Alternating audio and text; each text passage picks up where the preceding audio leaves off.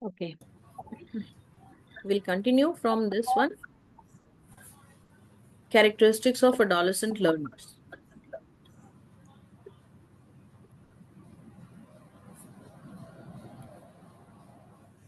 Rishara, you are there? Yes, ma'am. Okay. So just now we discussed about the general learner characteristics. Now we are diving more into adolescent learner categories. Okay. So adolescent means just I said you keep in mind the teenage category. Okay. So the teenager is going through a significant physical, emotional, intellectual, moral, and social changes. Right. Hormonal changes are happening, emotional changes are happening, intellectual, the mind, brain is developing. The social changes are also happening. So many changes at the same time is happening with them. Okay, so we need to understand what are the changes as a teacher. So let's first dive into academic characteristics. So academic characteristics of students or learners include the education type, education level, and knowledge. Okay, what is the type? How much he has studied, and how much knowledge he or she has grabbed. Uh, Now, when we talk about in young adolescent means early teenage, 13, 14, intellectual development might not be visible as physical development, but behind the screen or behind it is what it is just the same. Intellectual development is also going up. So when you say a growing up kid, hey kid, you don't know, they will repel immediately. Because what we see, we only see the physical change. We can't see the intellectual change, but it is exactly the same of the physical change that is happening. Same, but we forget that aspect. Okay. During early yes, adolescence, ma'am. youth exhibit a wide range of natural intellectual development. They tend to be curious and displaying wide-ranging interests. They would be having many interest areas. We must allow them to explore that. Until and unless they won't explore, they won't be able to land up with the choice they want to make in the future. Okay. Typically, Yes, ma'am. young adolescents are eager to learn about topics they find interesting and useful. Okay. Mm-hmm. So they favor active over passive learning. They don't want lecture mode. They want certain training method, active. And they prefer interactions. If you may ask them, a 13 age guy or a 14 age guy, hey, you come and sit near me, I'll explain you this. They will never pay attention to what you say. Selective listening. They will not at all listen to you, but rather if you take them outside in a workshop or in a adventurous anything out of lecture mode, they will start paying attention to you, what you are doing and what you are telling to them. So it is a creative challenge of a teacher to continually discover, reassess for meaningful connections between pivotal subject matter concepts, related topics, and the experiences students bring to the classroom. That is the reason when I was assigned initially as to teach the undergrad students, we have to come up with different experiments. We have to come up with different icebreaker games, mind games, so that we will be Mm-hmm. able to connect and they will be able to connect with the subject or the theory that will be taught to them. Okay. So this is coming under their academic characteristics. Just go through. Any doubt in any point? Ask me. Okay.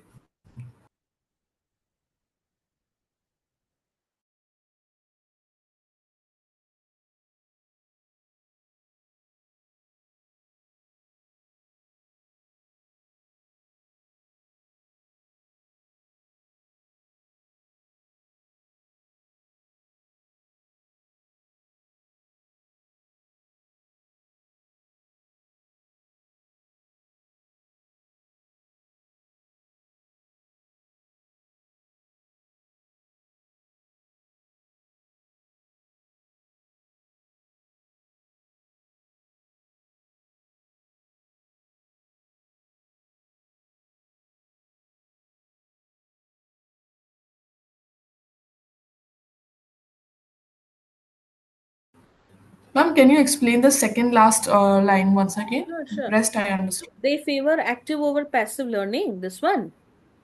That one. Huh. So the 13 age or a 14 age student or a guy will never listen to theory. Suppose I'll start, hey, Mm-hmm. behave properly, must obey to your teachers, you must give respect to your parents. They will never listen to you until and unless they Hmm. see that their teacher are doing the same thing, they will start following. I'm just giving an example, okay? So they favor active Hmm. this learning experience. They don't want to hear any lecture mode of learning experience. So that is known as active over Hmm. passive learning. And they try to Okay, prefer so the teacher has interactions. to. You talk with them. Hmm. Hmm. Instead of giving them just lecture or demonstration, talk with them. They prefer interactions with their friends, with the peers, with the near and dear ones during educational activities. Right. Okay. Yes, ma'am, understood. Okay. We'll go to the next one, that is social or emotional, whatever comes. Hmm. So Social and here, emotional. in the teenage, what happens? They try to create, or they are in the process of establishing a sense of identity. Now, in your house, if you have a 12 or 13 or 14 age boy or a girl, if you don't pay attention to them, they will start rebelling because it is the chance that they are trying to create their space in their home. Hey, hi, I'm existing. I am also identity in the family. You have to recognize me. So it's a very, Hmm. very crucial stage. If you give them attention at this stage, if you give them the responsibility at this stage, that they will carry throughout the career. Okay. Okay. Body image is a key factor in self and identity, especially for girls and the family, and increasingly peers play an important role assisting and supporting the adolescents to achieve adult roles. The kids play a very, very important, I mean, bodily image because they don't have anything else, right?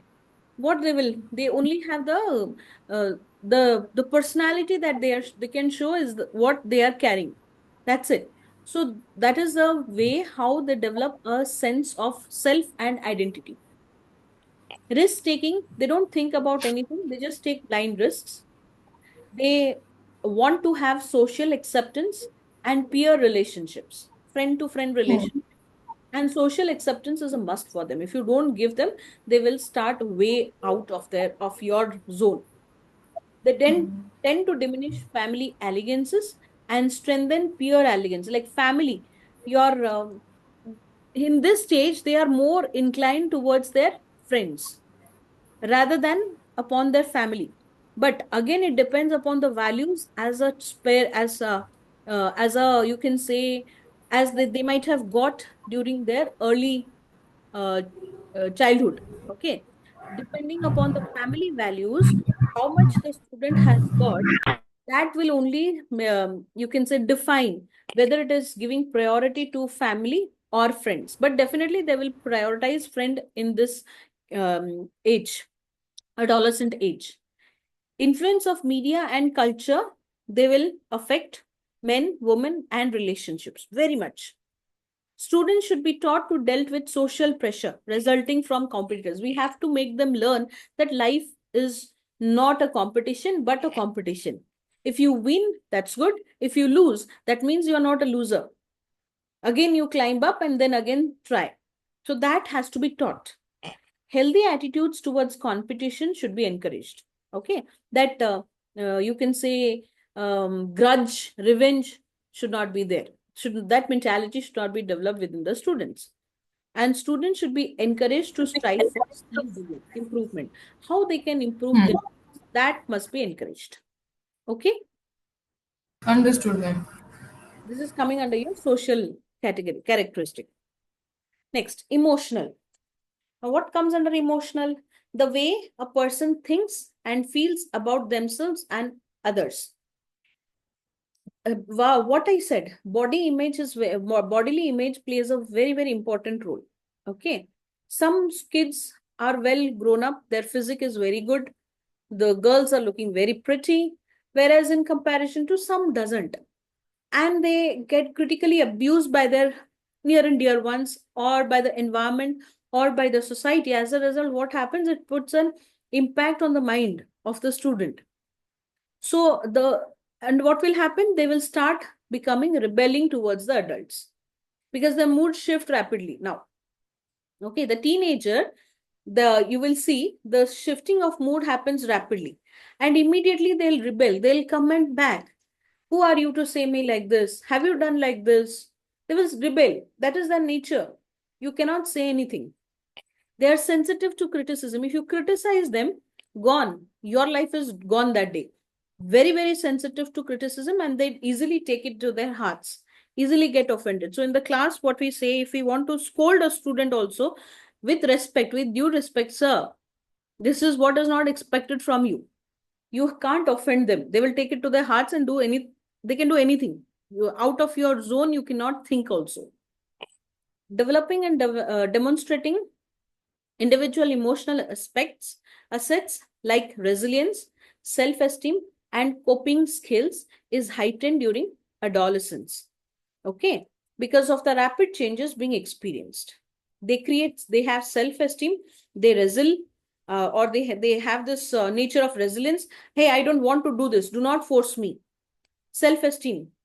They have their own pride now, or they will naturally succumb to the environment that they are into.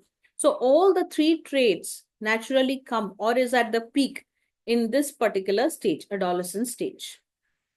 Schools are important sites for social and emotional learning and have developed policies and programs around student wellness, often with a focus on a strength-based. Now, schools are also working towards this particular thing.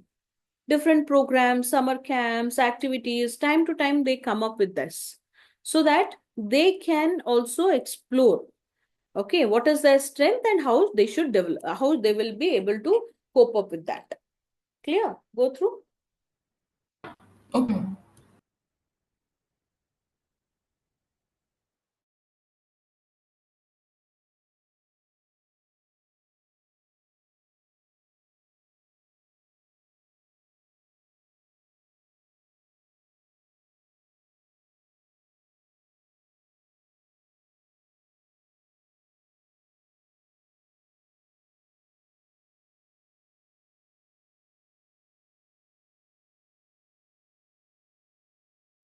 Ma'am, what is the meaning of this word resilience or resilience? I'm saying just a minute. See, resilience means what? I can I'll try to give an example. Hmm.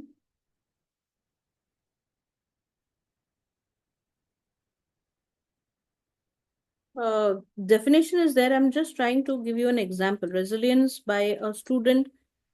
What can be a proper example?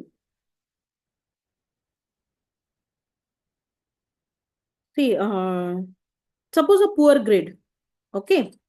There is a concept of a resilient student demonstrates the ability to bounce back from academic challenges, such as a poor grade, by viewing setback as learning opportunities.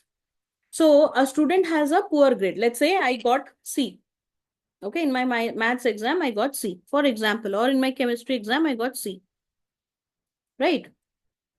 So what I'll say, rather than just sitting back, okay, I will try to explore on my areas of improvement. So Okay. that is known as a resilient student. In order to So protect this that, huh, resilience thing we have to put in the student, or that the will be student. created. That will be created because it is something known as emotional characteristic, right? We cannot put it. We Okay. cannot put it, but for example, I can remember in my school days when I was in 10th, when I was in 7th, I was not good in science. I was the only student in the entire class who got a C in chemistry.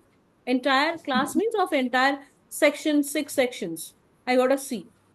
So in the Okay. school auditorium, I mean anthem time, they said Miss Tripathi has a C and the only student who has scored this.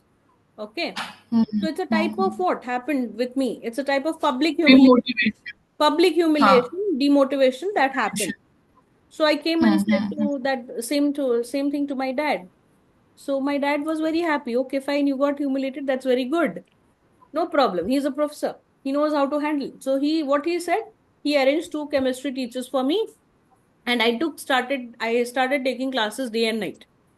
And on the next exam, I was on the A grade. So what happened? I am a resilient student.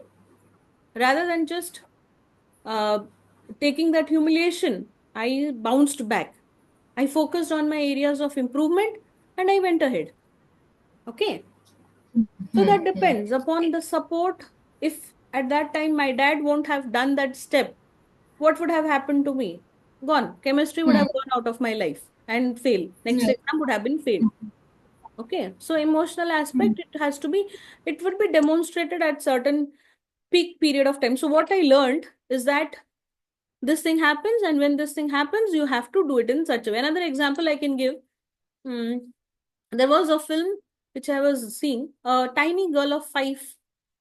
She went in a class activity, trekking activity to a mountain.